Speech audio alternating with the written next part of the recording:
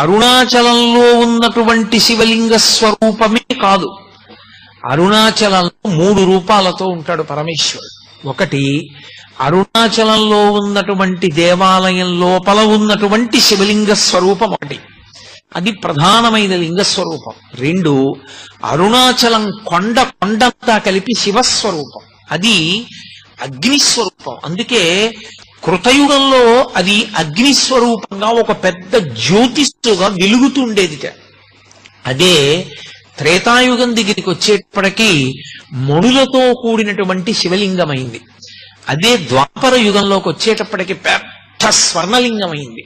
కలియుగంలోకి వచ్చేటప్పటికి మరకత లింగమైంది.